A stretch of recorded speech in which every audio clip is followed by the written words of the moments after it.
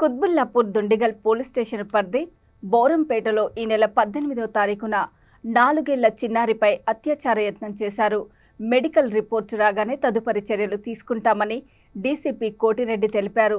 MLA KP Vivekanand మాట్లాడుతూ fast track court ద్వారా case విచారణ జరిపి నిందితుడికి కఠిన శిక్ష విధించాలని, ఈ ఘటనలు జరగకుండా తల్లిదండ్రులు పిల్లల్ని కనిపెడుతూ ఉండాలని ఎమ్మెల్సీ షంబీపూర్ రాజు సూచించారు. పాపపై అత్యాచార ఘటన జరిగిందనే ఆరోపణ నిమిత్తం యోగి అనే నిందితుడిని అరెస్ట్ చేసి ఫోక్స్ కింద కేసు నమోదు చేసి దర్యాప్తు చేస్తున్నట్లు పోలీసులు తెలిపారు.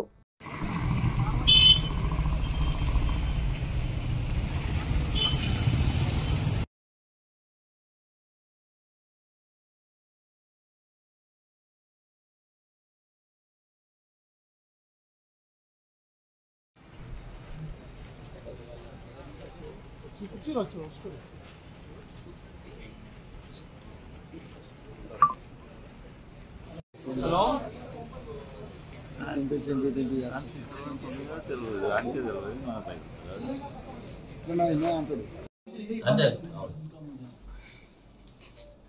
ఓకే సార్, చెప్పండి సార్.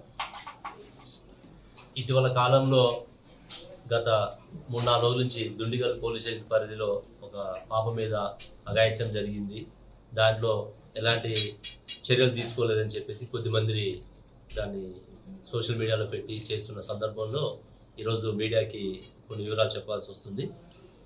దుండిగల్ పరిధిలో మనకి ఈ నెల 12వ తారీఖున ఒక పాప మీద ఇన్సిడెంట్ జరిగినప్పుడు వాళ్ళు 20వ తారీఖు మనకి పోలీస్ స్టేషన్కి కంప్లైంట్ రావడం జరిగింది. ఇట్లా మా పాప మీద ఇట్లా జరిగిందని చెప్పేసి అన్నప్పుడు ఇమీడియట్గా మనం దాంట్లో ఆ సెక్షన్స్ కన్సర్న్ సెక్షన్స్ ప్రకారం పోక్సో చట్టం ప్రకారము ఎఫ్ఐఆర్ కట్టడం జరిగింది. అదే రోజు నిందితుని అదుపులో తీసుకొని రిమాండ్ కూడా చేయడం జరిగింది. ప్రెజెంట్ అతను జైల్లో ఉన్నాడు. ఈ విషయాలు మన పోక్సో కాబట్టి ఎక్కువ విక్టిమ్ వివరాలు, ముద్దాయి వివరాలు చెప్పకూడదని ఉద్దేశంతో మనం బయటికి చెప్పలేదు.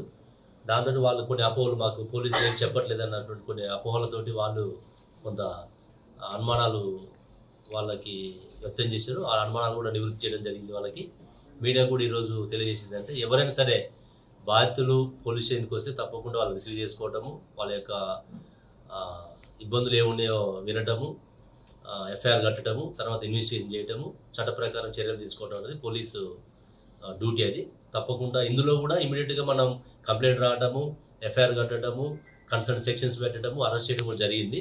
వాళ్ళ యొక్క ఫ్యామిలీ మెంబర్స్ కూడా వాళ్ళ అనుమానాలు నివృత్తి చేసినాం.